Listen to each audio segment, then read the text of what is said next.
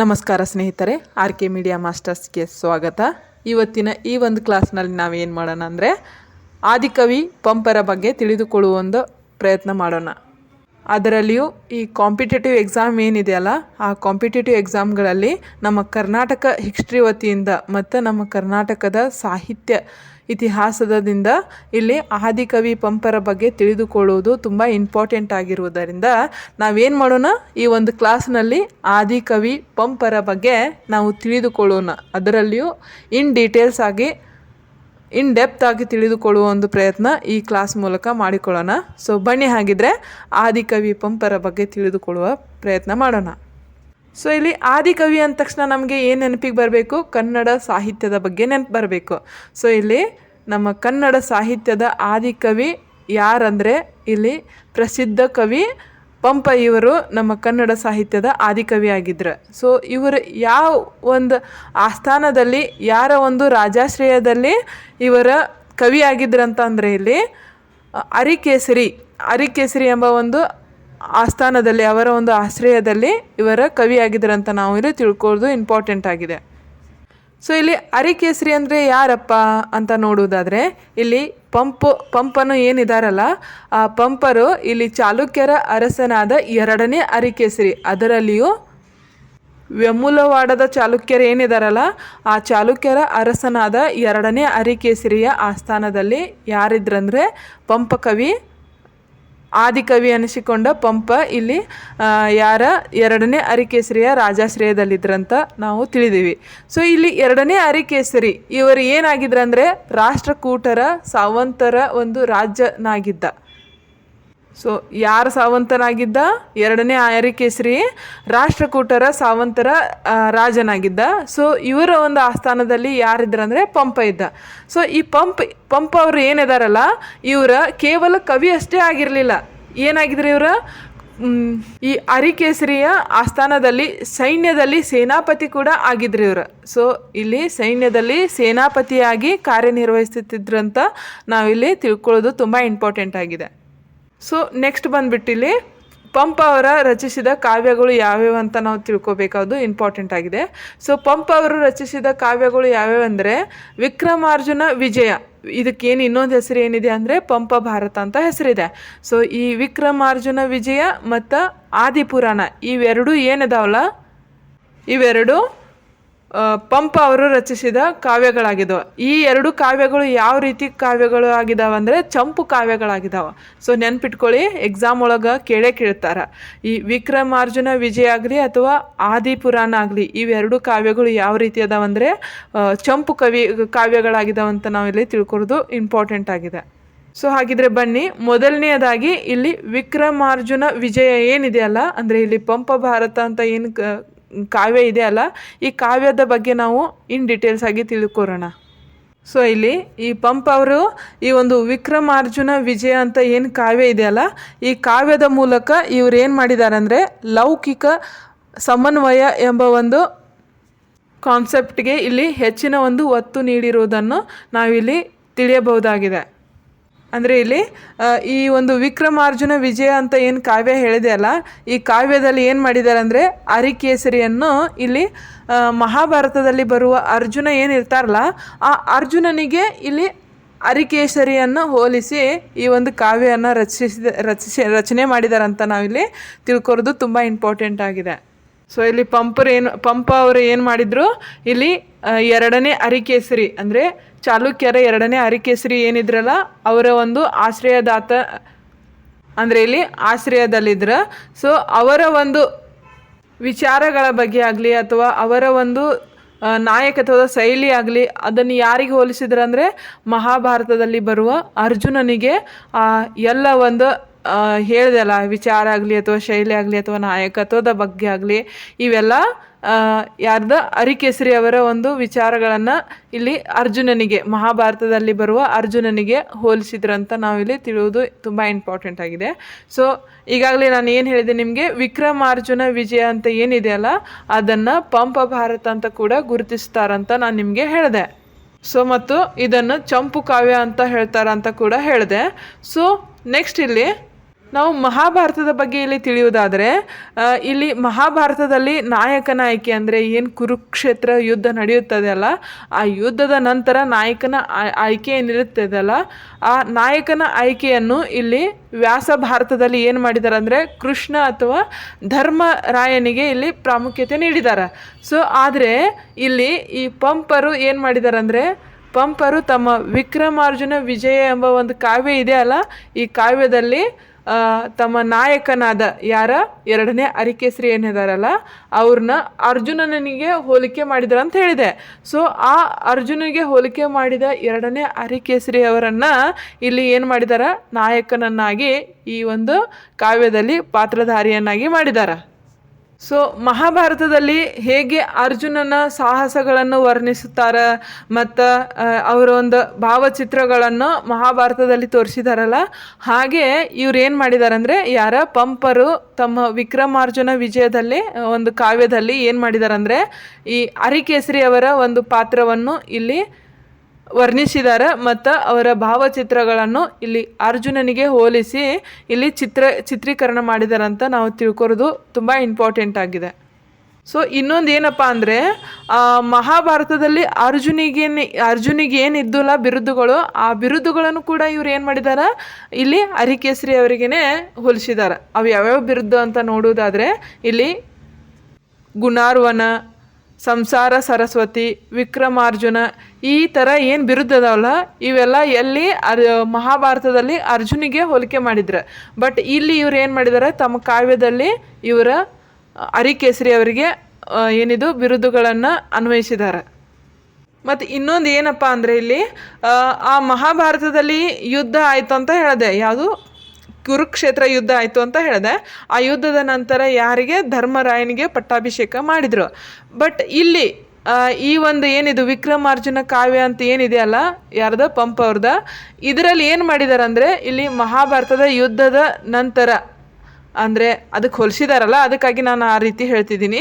ಇಲ್ಲಿ ಮಹಾಭಾರತದ ಯುದ್ಧದ ನಂತರ ಇಲ್ಲಿ ಅರ್ಜುನನಿಗೆ ಪಟ್ಟಾಭಿಷೇಕವಾಗುವಂತೆ ಮತ್ತು ಇಲ್ಲಿ ಸುಭದ್ರೆಯ ಪಟ್ಟದ ರಾಣಿಯಂತೆ ಈ ಒಂದು ಕಾವ್ಯದಲ್ಲಿ ಚಿತ್ರಣ ಮಾಡಿದ್ದಾರೆ.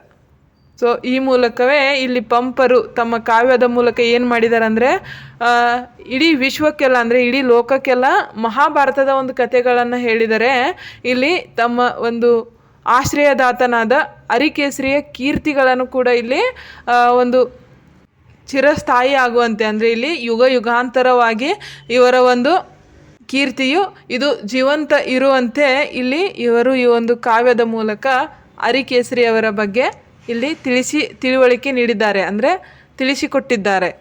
ಸೊ ಹಾಗಾಗಿ ಇವ್ರು ಏನು ಮಾಡಿದ್ದಾರೆ, ಇವರು ಪಂಪರು ತಮ್ಮ ಒಂದು ಕಾವ್ಯ ಅಂದರೆ ವಿಕ್ರಮಾರ್ಜುನ ವಿಜಯ ಅಥವಾ ಪಂಪ ಭಾರತ ಅಂತ ಏನು ಕಾವ್ಯ ಹೇಳಿದೆ ಅಲ್ಲ, ಆ ಕಾವ್ಯದ ಕೊನೆಯಲ್ಲಿ ಇವ್ರು ಏನು ಮಾಡಿದ್ದಾರೆ ಅಂದರೆ, ಈ ಕಾವ್ಯವನ್ನು ಅಂದರೆ ಈ ಅರಿಕೇಸರಿಗೆ ಕೃತಿ ಅರ್ಪಿತಂ ಅಂತ ಒಂದು ಹೇಳಿಕೆಯನ್ನು ಕೂಡ ಇವರು ನೀಡಿರುವುದನ್ನು ನಾವು ಆ ಒಂದು ಕಾವ್ಯದಲ್ಲಿ ನೋಡಬಹುದಾಗಿದೆ. ಸೊ ಈ ಮೂಲಕ ನಿಮಗೆ ಇಷ್ಟೊತ್ತು ಆ ವಿಕ್ರಮಾರ್ಜುನ ವಿಜಯ ಅಥವಾ ಪಂಪ ಭಾರತ ಎಂಬ ಒಂದು ಕಾವ್ಯ ಬಗ್ಗೆ ಹೇಳಿದೆ. ಸೊ ಈಗ ನೆಕ್ಸ್ಟ್ ಬರೋದು ಆದಿಪುರಾಣ ಅಂತ ಒಂದು ಕಾವ್ಯ ಏನು ನಿರೂಪಣೆ ಮಾಡಿದಾರಲ್ಲ, ಅದ್ರ ಒಂದು ಇಂಪಾರ್ಟೆಂಟ್ ಕೂಡ ನಾವು ಇಲ್ಲಿ ತಿಳಿದುಕೊಳ್ಳೋದು ತುಂಬ ಇಂಪಾರ್ಟೆಂಟ್ ಆಗಿದೆ. ಯಾಕಂದರೆ ಈ ಆದಿಪುರಾಣ ಅಂತ ಏನು ಕಾವ್ಯ ಇದೆಯಲ್ಲ, ಇದು ಕೂಡ ನಮ್ಮ ಎಕ್ಸಾಮ್ ದೃಷ್ಟಿಯಿಂದ ಆಗಲಿ ಅಥವಾ ನಮ್ಮ ಒಂದು ಕನ್ನಡದ ಇತಿಹಾಸಕ್ಕೆ ಸಂಬಂಧಪಟ್ಟಂತೆ ಅಥವಾ ನಮ್ಮ ಒಟ್ಟು ಇತಿಹಾಸಕ್ಕೆ ಸಂಬಂಧಪಟ್ಟಂತೆ ಅಥವಾ ಎಕ್ಸಾಮ್ ದೃಷ್ಟಿಯಿಂದ ಇದು ತುಂಬ ಇಂಪಾರ್ಟೆಂಟ್ ಆಗಿದೆ. ಸೊ ಹಾಗಾಗಿ ಇಲ್ಲಿ ಆದಿಪುರಾಣದ ಬಗ್ಗೆ ಕೂಡ ತಿಳಿದುಕೊಳ್ಳೋಣ. ಸೊ ಆದಿಪುರಾಣ ಅಂದ ತಕ್ಷಣ ಇಲ್ಲಿ ಮೊದಲಿಗೆ ನಮ್ಗೆ ಏನು ನೆನಪು ಬರಬೇಕಂದ್ರೆ, ಇದು ಜೈನ ಪುರಾಣ ಅಂತ ಇಲ್ಲಿ ನೆನಪು ಬರಬೇಕು. ಸೊ ಇಲ್ಲಿ ಏನು ಹೇಳಿದೆ, ಆದಿಪುರಾಣ ಇದು ಮೊದಲ ಜೈನ ಪುರಾಣ ಅಂತ ನೆನಪು ಬರಬೇಕಂತ ಹೇಳಿದೆ. ಸೊ ನೆಕ್ಸ್ಟ್ ಇಲ್ಲಿ ಪಂಪರು ರಚಿಸಿದ ಈ ಆದಿಪುರಾಣದ ಒಂದು ಕಾವ್ಯದ ಮುಖ್ಯ ಉದ್ದೇಶ ಏನಪ್ಪ ಅಂದರೆ, ಇಲ್ಲಿ ಆಧ್ಯಾತ್ಮಿಕ ಉನ್ನತಿಗಾಗಿ ಈ ಒಂದು ಕಾವ್ಯವನ್ನು ರಚಿಸಿದರಂತ ನಾವಿಲ್ಲಿ ತಿಳಿಬಹುದು. ಸೊ ಇದು ಕೇವಲ ಅವರು 3 ತಿಂಗಳಲ್ಲಿ ಈ ಒಂದು ಕಾವ್ಯವನ್ನು ರಚಿಸಿದರಂತ ನಾವಿಲ್ಲಿ ಈ ಒಂದು ಇತಿಹಾಸದ ಮೂಲಕ ತಿಳ್ಕೊಂಡಿದ್ದೀವಿ. ಸೊ ಈ ಒಂದು ಆದಿಪುರಾಣ ಎಂಬ ಒಂದು ಕಾವ್ಯದಲ್ಲಿ ಪಂಪರು ಯಾರ ಒಂದು ಪಾತ್ರವನ್ನು ಅಂದರೆ ಇಲ್ಲಿ ಯಾರ ಒಂದು ವಸ್ತು ವಿಷಯದ ಪಾತ್ರವನ್ನು ಇಲ್ಲಿ ಹೆಚ್ಚಿನ ಒತ್ತು ನೀಡಿದ್ದಾರೆ ಅಂತ ಅಂದರೆ, ಇಲ್ಲಿ ಜೈನ ಧರ್ಮದ ಮೊದಲ ತೀರ್ಥಂಕರಾದ ಋಷಭನಾಥ ಅಥವಾ ಆದಿನಾಥ ಅಂತ ಏನು ಹೇಳ್ತೀವಲ್ಲ, ಅವರ ಒಂದು ಜೀವನ ಚರಿತ್ರೆಯನ್ನು ಇವರ ಈ ಒಂದು ಕಾವ್ಯದ ಮೂಲಕ ಹೇಳಿದ್ದಾರೆ. ಅದರಲ್ಲಿಯೂ ಈ ಆದಿಪುರಾಣದಲ್ಲಿಯ ಮುಖ್ಯ ಪಾತ್ರ ಏನಪ್ಪ ಅಂದರೆ, ಈ ಜೈನ ಧರ್ಮದ ಮೊದಲ ತೀರ್ಥಂಕರಾದ ಋಷಭನಾಥ ಅಂತ ಏನು ಹೇಳಿದೆಯಲ್ಲ, ಅಂದರೆ ಇಲ್ಲಿ ಆದಿನಾಥ ಅಂತ ಏನು ಹೇಳಿದೆಯಲ್ಲ, ಈ ಆದಿನಾಥರ 10 ಜನ್ಮಗಳ ಕಥೆಯನ್ನು ಅಥವಾ ಅವರ ಒಂದು ವೈರಾಗ್ಯವನ್ನು ಮತ್ತು ಅವರ ಒಂದು ಪುತ್ರರಾದ ಭರತ ಮತ್ತು ಬಾಹುಬಲಿಯ ನಡುವಿನ ಒಂದು ಅಧಿಕಾರ ಸಂಘರ್ಷವನ್ನು, ಈ ಎಲ್ಲ ಒಂದು ಸನ್ನಿವೇಶಗಳ ಬಗ್ಗೆ ಕೂಡ ಇಲ್ಲಿ ಅದ್ಭುತವಾಗಿ ವಿವರಣೆ ನೀಡುವ ಮೂಲಕ ಮತ್ತು ಚಿತ್ರಿಸಿದಾರ ಅಂತ ನಾವಿಲ್ಲಿ ಈ ಒಂದು ಆದಿಪುರಾಣದ ಬಗ್ಗೆ ತಿಳಿದುಕೊಳ್ಳುವುದು ತುಂಬ ಇಂಪಾರ್ಟೆಂಟ್ ಆಗಿದೆ. ಸೊ ಇಲ್ಲಿ ಕ್ವಶನ್ ಆಗ್ಬೋದು, ಏನಂತ ಆಗ್ಬೋದಪ್ಪ ಅಂದರೆ, ಈ ಆದಿಪುರಾಣ ಎಂಬ ಕಾವ್ಯವು ಇದು ಯಾರಿಗೆ ಅರ್ಪಿತವಾಗಿದೆ, ಅಂದರೆ ಈ ಒಂದು ಆದಿಪುರಾಣದಲ್ಲಿ ಬರುವ ವಸ್ತು ವಿಷಯದ ಪಾತ್ರವೇನು ಅಂತ ಈ ರೀತಿ ಕ್ವಶನ್ ಆಗ್ಬೋದು. ಯಾಕಂದರೆ ಇದು ಜೈನ ಧರ್ಮದ ಮೊದಲನೇ ತೀರ್ಥಂಕರಾದ ಋಷಭನಾಥ ಅಥವಾ ಆದಿನಾಥರ ಬಗ್ಗೆ ಇದು ಹೆಚ್ಚಿನ ಒತ್ತು ನೀಡಿರುವುದರಿಂದ ಈ ಕ್ವಶನ್ ಆಗ್ಬೋದು. ಹಾಗಾಗಿ ನಾವು ಈ ಎಲ್ಲದರ ಬಗ್ಗೆನೂ ಇನ್ ಡೀಟೇಲ್ಸ್ ಆಗಿ ತಿಳ್ಕೊರೋದು ಇಂಪಾರ್ಟೆಂಟ್ ಆಗಿದೆ. ಮತ್ತು ಇನ್ನೊಂದು ಏನಪ್ಪ ಅಂದರೆ, ಈ ಏನಿದು ಆದಿಪುರಾಣ ಅಂತ ಏನು ಹೇಳಿದೆ ಅಲ್ಲ ಕಾವ್ಯ ಅಂತ, ಆ ಕಾವ್ಯದಲ್ಲಿ ಇನ್ನೊಂದು ಸಂದೇಶ ಏನು ನೀಡಿದ್ದಾರೆ ಅಂದರೆ, ಇಲ್ಲಿ ಸಂಸಾರ ಸುಖವು ಇದು ಕ್ಷಣಿಕ ಅಂತ ಇಲ್ಲಿ ಸಂದೇಶ ನೀಡಿದ್ದಾರೆ. ಸೊ ಏನು ನೀಡಿದ್ದಾರೆ ಅದನ್ನು ವಿವರವಾಗಿ ನೋಡುವುದಾದರೆ, ಇಲ್ಲಿ ಸಂಸಾರ ಸುಖವು ಕ್ಷಣಿಕ, ಅಂತಿಮವಾಗಿ ಶಾಂತಿ ಸಿಗುವುದು ವೈರಾಗ್ಯ ಮತ್ತು ತಪಸ್ಸಿನಿಂದ ಎಂಬುದು ಇಲ್ಲಿ ಈ ಕಾವ್ಯದ ಮೂಲಕ ಒಂದು ಸಂದೇಶವನ್ನು ಯಾರು ನೀಡಿದ್ದಾರೆ ಅಂದರೆ, ಪಂಪ ಅವರು ಈ ಆದಿಪುರಾಣ ಎಂಬ ಕಾವ್ಯದಿಂದ ಸಂದೇಶ ನೀಡಿದ್ದಾರೆ. ಸೊ ಈ ಆದಿಪುರಾಣಕ್ಕೆ ಇನ್ನೊಂದು ಹೆಸರು ಏನಂತ ಹೇಳಿದೆ, ಇದು ಮೊದಲ ಜೈನ ಪುರಾಣ ಅಂತ ಹೇಳಿದೆ. ಸೊ ನೆಕ್ಸ್ಟ್ ಇಲ್ಲಿ ಇನ್ನೊಂದು ಇಂಪಾರ್ಟೆಂಟ್ ಏನಪ್ಪ ಅಂದರೆ, ಈ ಪಂಪರ ವಿಕ್ರಮಾರ್ಜುನ ವಿಜಯ ಎಂಬ ಕಾವ್ಯ ಅಂತ ಹೇಳಿದೆ. ಅಂದರೆ ಇಲ್ಲಿ ಪಂಪ ಭಾರತ ಕಾವ್ಯ ಅಂತ ಏನು ಹೇಳಿದೆ ಅಲ್ಲ, ಆ ಕಾವ್ಯದಲ್ಲಿ ಇವರು ಏನು ಮಾಡಿದ್ದಾರೆ ಅಂದರೆ, ಮಾನವ ಕುಲಂ ತಾನೊಂದೇ ವಲ್ಲಂ ಅಂತ ಒಂದು ಘೋಷಣೆ ನೀಡಿದ್ದಾರೆ. ಅಂದರೆ ಇಲ್ಲಿ ಮನುಷ್ಯ ಜಾತಿ ಒಂದೇ, ಅಂದರೆ ಮಾನವ ಕುಲಂ ತಾನೊಂದೇ ವಲ್ಲಂ ಎಂಬ ಒಂದು ಘೋಷಣೆ ಏನಿದೆಯಲ್ಲ, ಇದು ಅತ್ಯಂತ ಪ್ರಸಿದ್ಧ ಮತ್ತು ಕ್ರಾಂತಿಕಾರಕ ಒಂದು ಘೋಷಣೆಯಾಗಿದೆ ಅಂತ ನಾವಿಲ್ಲಿ ತಿಳಿಯುವುದು ತುಂಬ ಇಂಪಾರ್ಟೆಂಟ್ ಆಗಿದೆ. ಸೊ ಈ ಒಂದು ಘೋಷಣೆ ಏನಿದೆಯಲ್ಲ, ಈ ಘೋಷಣೆ ಇಂದಿಗೂ ಕೂಡ ಇದು ಪ್ರಸ್ತುತವಾಗಿದೆ ಅಂತ ನಾವಿಲ್ಲಿ ತಿಳ್ಕೋಬೇಕಾಗಿದೆ. ಯಾಕಂದರೆ ಇಲ್ಲಿ ಈ ಒಂದು ಘೋಷಣೆ ಮೂಲಕ ಏನು ತಿಳಿಸಿದಾರಂದರೆ, ಇಡೀ ಮಾನವ ಕುಲವೇ ಒಂದು, ಅದರಲ್ಲಿ ಜಾತಿ ಮತಗಳ ಭೇದವಿಲ್ಲ ಎಂಬ ಒಂದು ಅರ್ಥವನ್ನು ಈ ಒಂದು ಘೋಷಣೆಯ ಮೂಲಕ ಈ ಪಂಪರು ತಮ್ಮ ವಿಕ್ರಮಾರ್ಜುನ ವಿಜಯ ಅಥವಾ ಪಂಪ ಭಾರತ ಎಂಬ ಒಂದು ಕಾವ್ಯದ ಮೂಲಕ ಇಲ್ಲಿ ತಿಳಿಸಿದ್ದಾರೆ.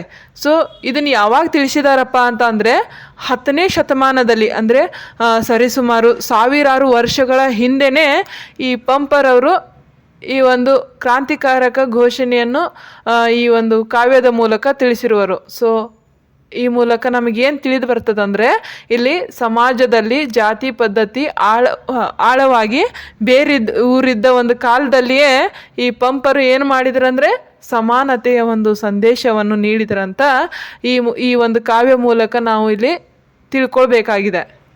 ಸೊ ಇನ್ನೊಂದು ಮಹತ್ವದ ವಿಷಯ ಏನು ಹೇಳಿದ್ರಪ್ಪ ಅಂದರೆ, ಈ ಪಂಪರು ಇನ್ನೊಂದು ಮಹತ್ವದ ವಿಷಯ ಏನು ಹೇಳಿದ್ರಂದರೆ, ಧರ್ಮದ ಹಂಗಿಲ್ಲದೆ ಮನುಷ್ಯತ್ವಕ್ಕೆ ಮೊದಲು ಆದ್ಯತೆ ನೀಡಿದರು. ಅಂದರೆ ಇಲ್ಲಿ ಈ ವಿಕ್ರಮಾರ್ಜುನ ವಿಜಯ ಅಂತ ಕಾವ್ಯ ಇದೆ ಅಂತ ಏನು ಹೇಳಿದೆ ಅಲ್ಲ, ಆ ಕಾವ್ಯದ ಮೂಲಕ ಏನು ಮಾಡಿದ್ರಂದರೆ, ಇಲ್ಲಿ ಧರ್ಮದ ಒಂದು ಹಂಗಿಲ್ಲದೆ ಮನುಷ್ಯತ್ವಕ್ಕೆ ಮೊದಲ ಆದ್ಯತೆ ನೀಡಿದರು. ಮತ್ತು ಇಲ್ಲಿ ಏನು ಹೇಳಿದ್ರಂದರೆ,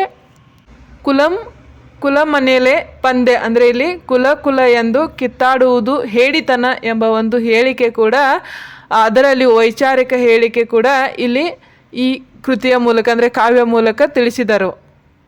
ನೆಕ್ಸ್ಟ್ ಇಲ್ಲಿ ಪಂಪರಿಗೆ ಇದ್ದ ಬಿರುದುಗಳು ಯಾವುವು ಅಂತ ನೋಡುವುದಾದರೆ, ಇಲ್ಲಿ ಮೊದಲಿಗೆ ಆದಿಕವಿ ಅಂತ ಒಂದು ಬಿರುದಿತ್ತು. ನೆಕ್ಸ್ಟ್ ಇಲ್ಲಿ ಸಂಸಾರ ಸರಸ್ವತಿ ಅಂತ ಒಂದು ಬಿರುದಿತ್ತು. ಮತ್ತು ಇನ್ನೊಂದು ಏನಂದರೆ ಕವಿ, ಅಂದರೆ ಇಲ್ಲಿ ಕವಿತಾ ಗುಣಾರ್ನವ ಅಂತ ಒಂದು ಬಿರುದಿತ್ತು. ಸೊ ಒಟ್ಟು 3 ಬಿರುದ ಯಾರಿಗಿದ್ದು ಅಂದರೆ ಪಂಪ ಅವರಿಗೆ 3 ಬಿರುದ ಇದು. ನೆಕ್ಸ್ಟ್ ನಾ ಈಗಾಗಲೇ ನಿಮ್ಗೇನು ಹೇಳಿದೆ ಅಲ್ಲ, ಸೊ ಅವರ ಒಂದು ಕಾವ್ಯಗಳು ಎರಡು ಅದಾವಲ್ಲ, ವಿಕ್ರಮಾರ್ಜುನ ವಿಜಯ ಅಂದರೆ ಇಲ್ಲಿ ಪಂಪ ಭಾರತ ಮತ್ತು ಇನ್ನೊಂದು ಏನು ಹೇಳಿದೆ ಆದಿಪುರಾಣ ಅಂತ ಏನು ಕಾವ್ಯಗಳು ಹೇಳಿದೆ ಅಲ್ಲ, ಆ ಕಾವ್ಯಗಳು ಯಾವ ಶೈಲಿಯಲ್ಲಿದ್ದಾವ ಅಂತಂದರೆ ಚಂಪು ಶೈಲಿಯಲ್ಲಿದ್ದಾವಂತ ಹೇಳಿದೆ. ಸೊ ಈ ಚಂಪು ಶೈಲಿ ಅಂದರೆ ಏನಪ್ಪ, ಇದು ಗದ್ಯ ಮತ್ತು ಪದ್ಯಗಳ ಒಂದು ಮಾಡಿದ ಒಂದು ಮಿಶ್ರಣ ಮಾಡಿ ಬರೆದ ಒಂದು ಶೈಲಿಯೇ ಇದು ಚಂಪು ಶೈಲಿ ಅಂತ ನಾವು ಇಲ್ಲಿ ತಿಳ್ಕೊರೋದು ತುಂಬ ಇಂಪಾರ್ಟೆಂಟ್ ಆಗಿದೆ. ಯಾಕಂದರೆ ಇತ್ತೀಚಿನ ಒಂದು ಸ್ಪರ್ಧಾತ್ಮಕ ಎಕ್ಸಾಮ್ಗಳಲ್ಲಿ ತುಂಬ ಡೆಪ್ತ್ ಆಗಿ ಕೇಳ್ತಿರೋದ್ರಿಂದ ಇವೆಲ್ಲ ನಾವು ತಿಳ್ಕೊರೋದು ಇಂಪಾರ್ಟೆಂಟ್ ಆಗಿದೆ.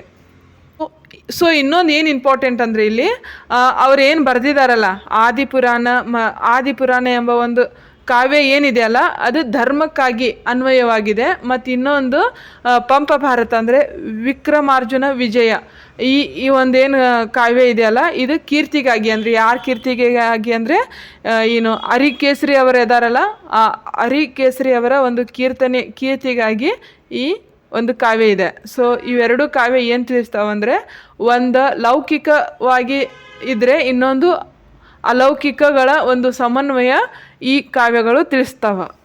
ಸೊ ನೆಕ್ಸ್ಟ್ ಇಲ್ಲಿ ಅವರು ಅಂದರೆ ಪಂಪ ಅವರು ಇಲ್ಲಿ ನಮ್ಮ ಕನ್ನಡ ನಾಡಿನ ನುಡಿ ಪ್ರೇಮಕ್ಕಾಗಿ ಒಂದು ಹೇಳಿಕೆ ಏನು ನೀಡಿದಾರಂತಂದರೆ, ಆರಂ ಕುಶ ವೀಟೋಡಂ ನೆನವುದೆನ ಮನಂ ಬನವಾಸಿ ದೇಶಂ ಅಂತ ಒಂದು ಹೇಳಿಕೆಯನ್ನು ನೀಡಿದ್ದಾರೆ. ಸೊ ಈ ಮೂಲಕ ಈ ಹೇಳಿಕೆ ಏನಾಗಿದೆ ಅಂದರೆ ಇಲ್ಲಿ ಕನ್ನಡ ನಾಡಿನ ಪ್ರಕೃತಿ ಸೌಂದರ್ಯವನ್ನು ಇಲ್ಲಿ ಇವರು ವರ್ಣನೆ ಮಾಡಿದ್ದಾರೆ. ಸೊ ಅಂದರೆ ಇಲ್ಲಿ ಆ ಒಂದು ಕೃತಿಗಳಲ್ಲಿ ಕನ್ನಡ ನಾಡಿನ ಬಗ್ಗೆ ಕೊಂಡಾಡಿದಾರ ಅಂತಲೂ ನಾವು ತಿಳ್ಕೊಳ್ಬೋದು.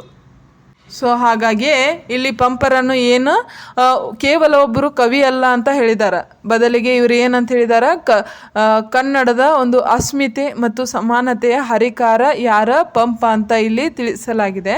ಸೊ ನೆಕ್ಸ್ಟ್ ಇಲ್ಲಿ ಈ ಒಂದು ಕಾವ್ಯಗಳು ಏನು ಹೇಳಿದೆಯಲ್ಲ ಆ ಕಾವ್ಯಗಳಲ್ಲಿ ಇಲ್ಲಿ ವೀರರ ಒಂದು ಶೌರ್ಯ ಎಷ್ಟು ಮುಖ್ಯವೋ ಅಷ್ಟು ಇಂಪಾರ್ಟೆಂಟ್ ಯಾರಿಗೆ ಕೊಟ್ಟಿದ್ದಾರೆ ಅಂದರೆ ಮನುಷ್ಯತ್ವದ ಉದಾತ್ತತ್ವವು ಅಷ್ಟೇ ಮುಖ್ಯವಾಗಿದೆ ಅಂತ ಇಲ್ಲಿ ಈ ಒಂದು ಕಾವ್ಯಗಳ ಮೂಲಕ ಈ ಪಂಪರು ತಿಳಿಸಿದ್ದಾರೆ.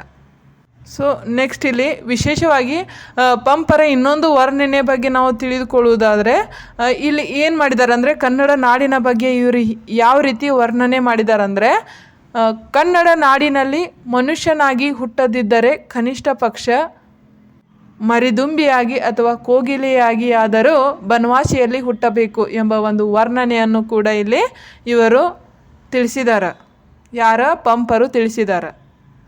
ಇನ್ನು ನಿಮಗೆ ಆದಿಪುರಾಣ ಅಂತ ಒಂದು ಕೃತಿ ಬಗ್ಗೆ ಎಲ್ಲ ಡೀಟೇಲ್ಸ್ ಕೊಟ್ಟೆ.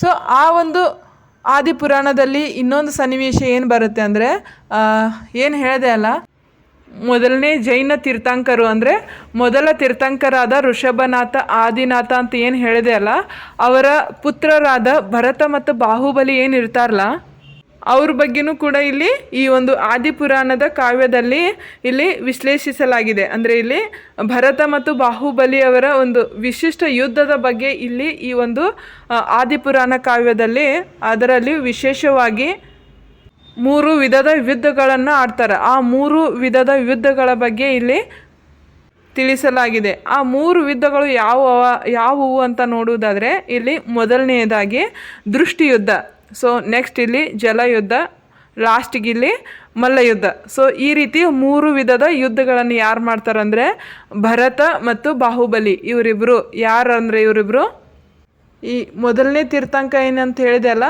ಮೊದಲನೇ ತೀರ್ಥಂಕರಾದ ಋಷಭನಾಥ ಅಥವಾ ಆದಿನಾಥರ ಈ ಮಕ್ಕಳು. ಸೊ ಇಷ್ಟು ಇಲ್ಲಿ ಈ ಆದಿಕವಿ ಪಂಪರು ಏನಿದಾರಲ್ಲ ಇವ್ರ ಬಗ್ಗೆ ಇನ್ ಡೀಟೇಲ್ಸ್ ಆಗಿ ಈ ಒಂದು ಕ್ಲಾಸ್ನಲ್ಲಿ ನಿಮಗೆ ತಿಳಿಸುವ ಪ್ರಯತ್ನ ಮಾಡಿದ್ದೇನೆ. ಸೊ